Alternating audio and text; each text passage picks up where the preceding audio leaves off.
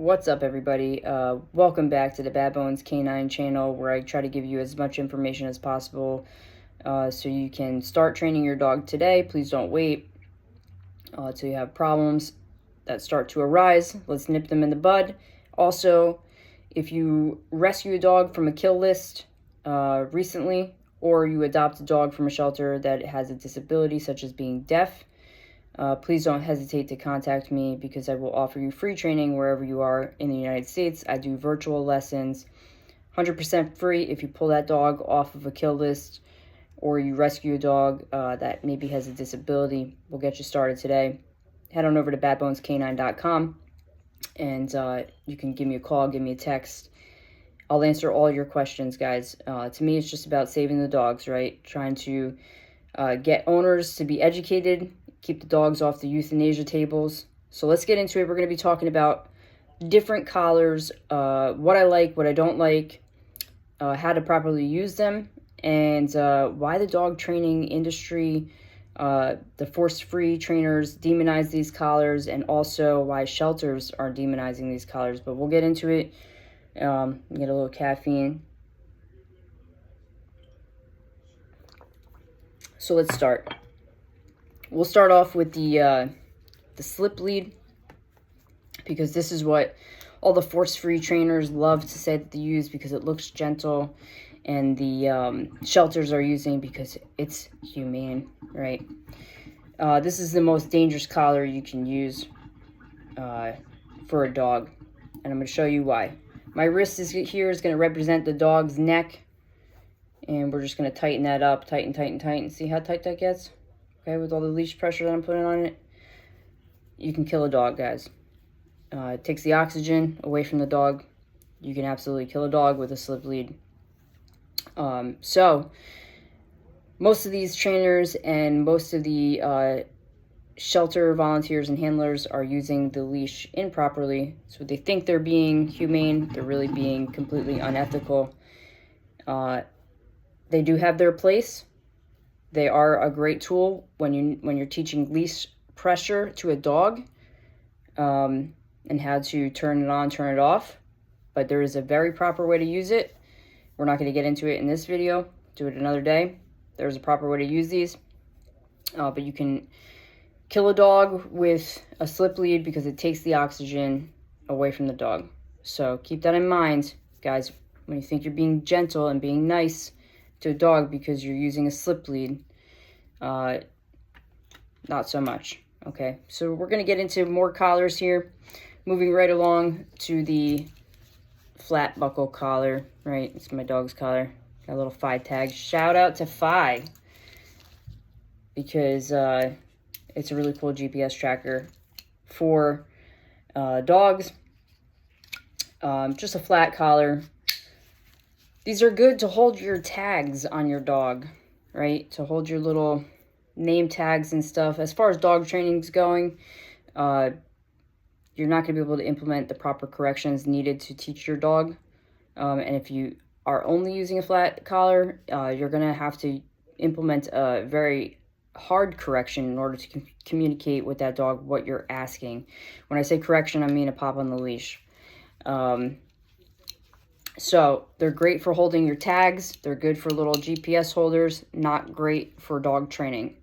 So we're going to move right along to the Martingale style collar. This is the Jim Hodges. This is a medium, guys, so obviously size your dog correctly. My dog's 50 pounds. She's a pitty, so the medium fits her well. I wear this fairly loose on her neck because it is a backup to her prong collar, which we'll get into in a minute.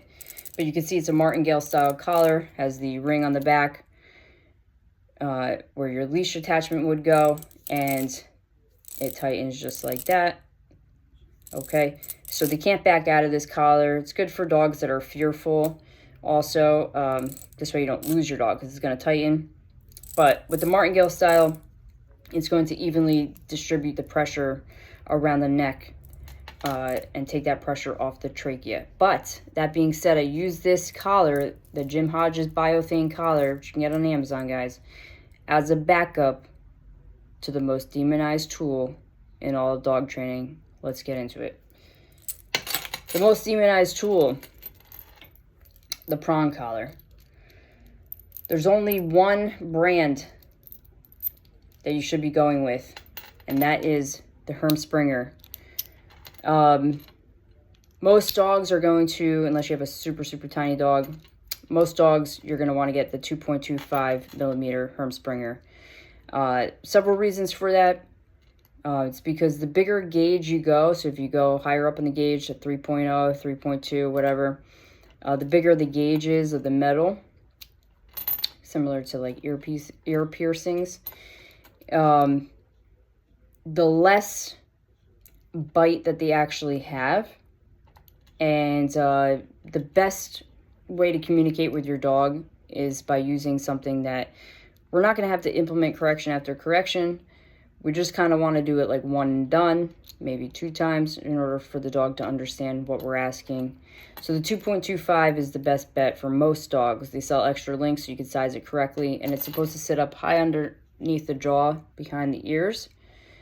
Okay, and then it has a Martingale style. Okay, so this is mama's teeth, guys. Okay, this is mom's teeth for the dog. It's not going to ever crush your dog's trachea because it's going to evenly distribute the pressure 360, right, as opposed to a flat collar or a slip lead, which can be very dangerous for a dog's throat. Like I said, you can kill a dog with a slip lead, so we want to be mindful of what we're using. Now, with the prong collars, they usually come with a center plate.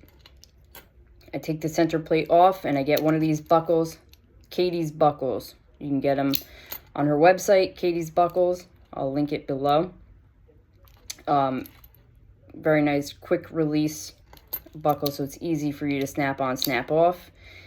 You want the D-ring to sit behind the neck, obviously, and attach your leash attachment there, right? So normally you put it on and the attachment is underneath, and then you have to spin it like a steering wheel. Spin it, spin it, spin it, and put it in place. So now the buckle is sitting on the throat and the leash attachment is in the back of the neck, okay? The cheater's way to do that is to put it on the side of the dog, and then you only have to spin it a little bit. Okay, so there's that. What I do is I take the Jim Hodges collar.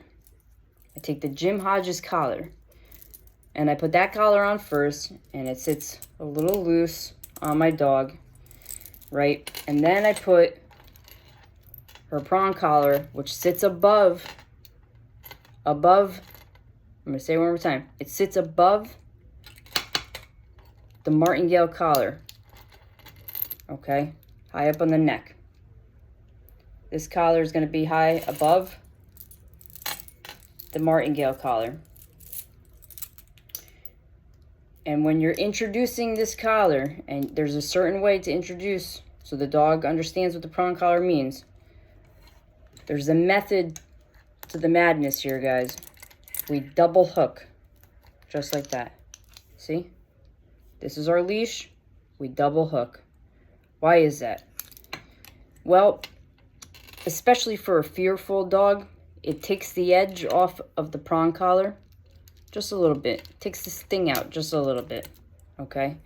But also, you must always either be double hooked like so, okay? Because the prong collars, the way that they're designed, they pop off, and you don't want to lose your dog, so you always have to have a secondary collar.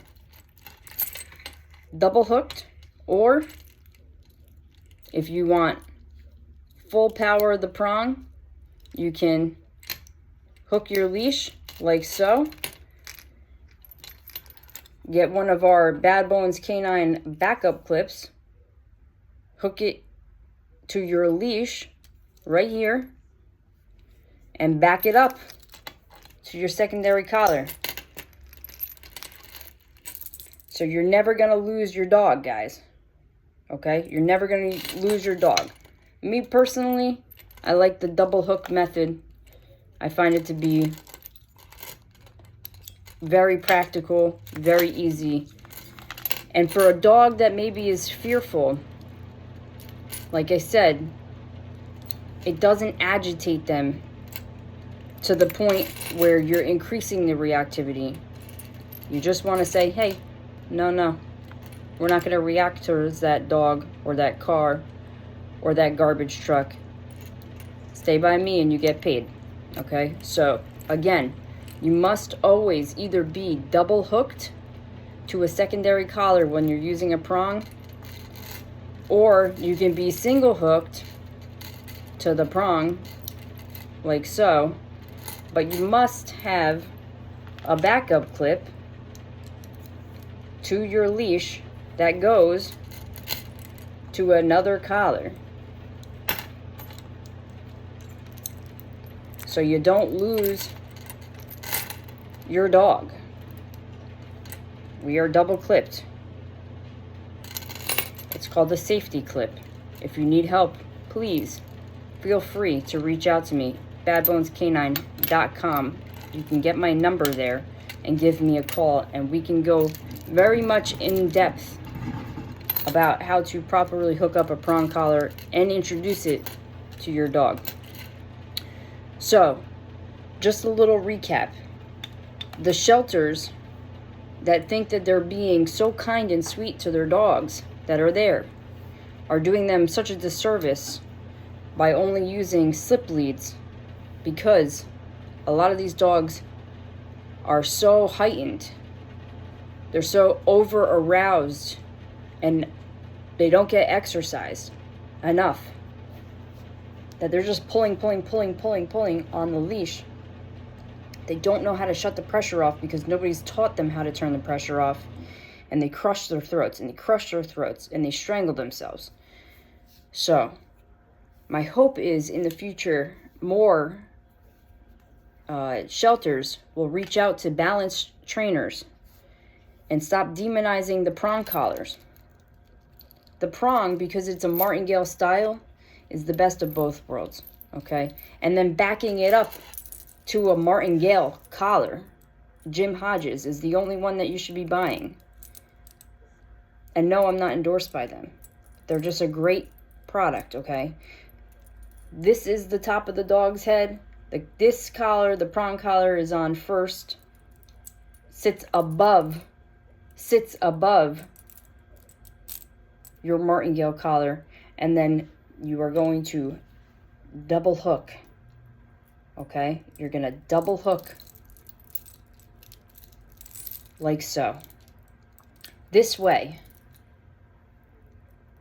when your prong collar pops off, you will not lose your dog because you have a second collar. Okay, you have a second collar that is a Martingale style, and your dog is not going to get out of it. So, reach out if you have any questions or concerns. But if you'd like to understand more about these collars and how to gain the power steering for your dog, put the brakes on your dog, and teach them how to walk nicely on a leash, I will get you there. And just remember, if you adopt a dog off of a kill list and it's recent and you can provide documentation for that dog, or if you adopt a dog that has a disability such as being deaf, it is a great tool to use fairly, the prong collar, with a dog that can't hear, so they understand what you're asking of them. If you adopt either one of these dogs, kill list or a disabled dog from a shelter, I will give you 100% free training, all the knowledge that I have to be the best handler you can be. Anywhere in America, free of charge. badbonescanine.com. Reach out to me, guys. I hope this video helped a little bit for you to understand the different collars that there are. And like I said, if you have any questions, hit me up. Have a great day, guys.